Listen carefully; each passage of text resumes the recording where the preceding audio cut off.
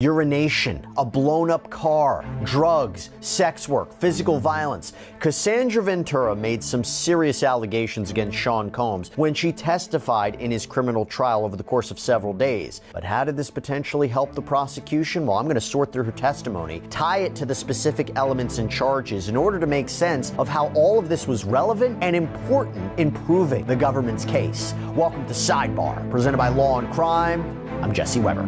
Okay, so let me tell you what we're going to do here. There was a lot in Cassandra Ventura's direct testimony. Let me say that again. A lot. Urination, violence, sex acts, a blown-up car, Suge Knight. The allegations are horrific.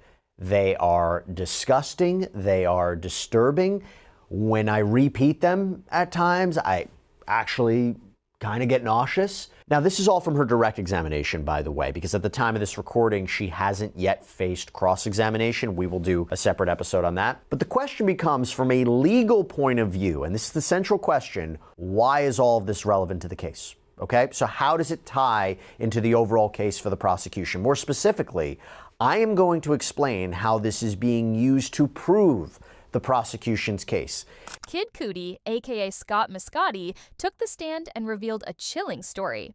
While dating Cassie Ventura, he learned Sean Combs had broken into his home.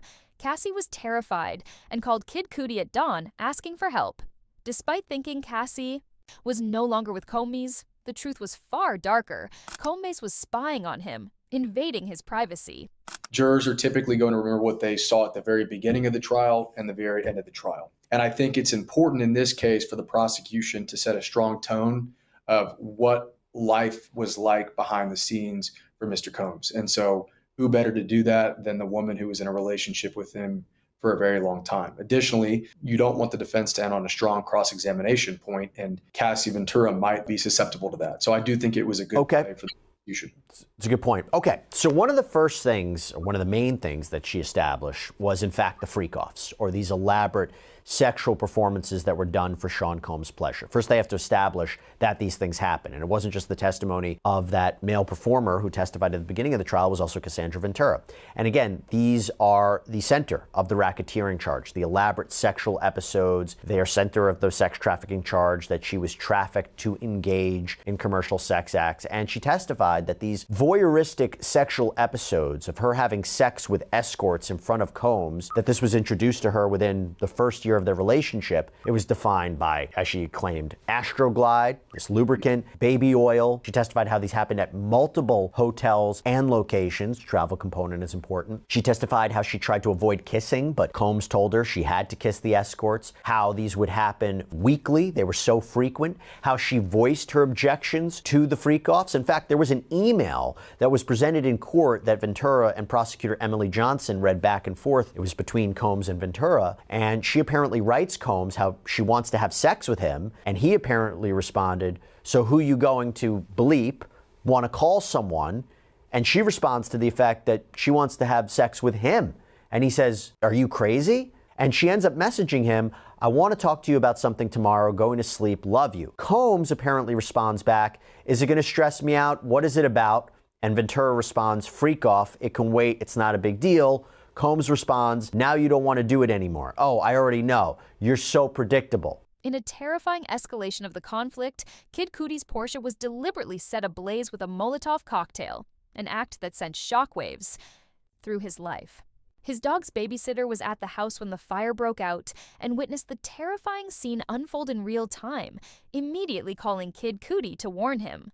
And what she claims she went through was horrific. Allegations that Combs had an escort urinate on her, that she began to choke because of the sheer amount of urine. Another allegation regarding Combs' nipples that I don't even want to get into. Yesterday, she even testified that she had to have freak-offs when she had UTIs or sores in her mouth.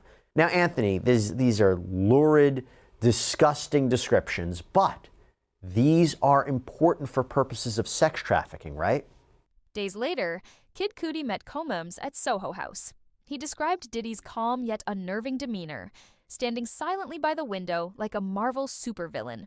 Despite Kid Cudi's direct questions about the car fire, Combs denied involvement, his icy stare leaving no doubt about the tension between them. Who is going to testify next in the explosive sex trafficking, racketeering, prostitution trial of Sean Diddy Combs? Federal prosecutors, they're about to call a slate of bombshell witnesses who could blow this case wide open, maybe alleged victims to former employees, even celebrities. The testimony could expose the darkest corners of Combs' inner circle. We're going to break it all down for you right now. Welcome to Sidebar, presented by Law and Crime. I'm Jesse Weber. The trial heats up as federal prosecutors prepare to call a lineup of explosive new witnesses, from alleged victims to insiders and even celebrities. Their testimonies promise to reveal the darkest corners of Combs' empire, charged with racketeering, sex trafficking, and more. The stakes couldn't be higher. Jane is a single mother who dated Combs in 2020. She's expected to testify about being coerced into drug-fueled freak-offs with escorts, very similar to what Cassandra Ventura had to testify in week one. And during openings, prosecutors gave us more context about Jane, who, by the way, is using a pseudonym for her protection. They described her as, quote, a single mom who started spending time with the defendant in 2020. The defendant pursued and romanced Jane, who fell in love with him quickly.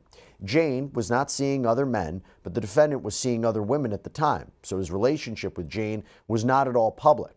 This was until the defendant introduced Jane to freak-offs. Jane thought the first freak-off was a one-time wild night. Jane was wrong. And prosecutors went on to describe another alleged freak-off. Quote, the defendant instructed her to put on an outfit and call up an escort for a freak-off. He made Jane cover her black eye and bruising, take an ecstasy pill, and perform for the defendant with that escort.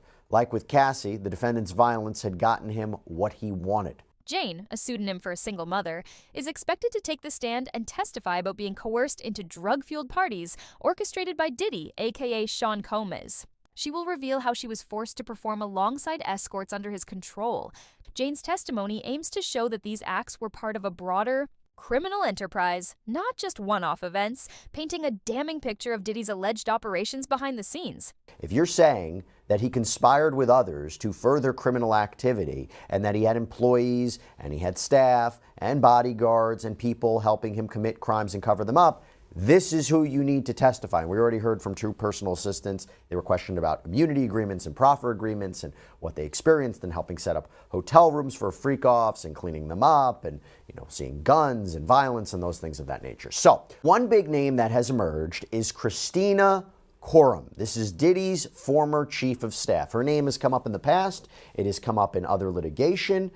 Her role really came into sharp focus during the trial when text messages were introduced allegedly showing her coordinating with Cassie Ventura's best friend, Kerry Morgan, to track down Cassie after a violent incident. And prosecutors claim this happened when Combs, apparently armed with a hammer, was allegedly trying to break down a door to get to Cassie following that now infamous March 2016 incident at the Intercontinental Hotel, where Diddy can be seen allegedly assaulting Cassie in the hallway. And here's what we know from the testimony. So when asked if Coram was one of the employees who would try to contact her about Cassie, Morgan replied, yes. And why would Coram reach out? Well, Morgan stated if he couldn't get in touch with Cassie usually. That was the latest from the Diddy trial and Kid Cudi's explosive testimony. If you enjoyed this video, please make sure to hit the like button, subscribe to the channel, and click the bell icon so you never miss an update.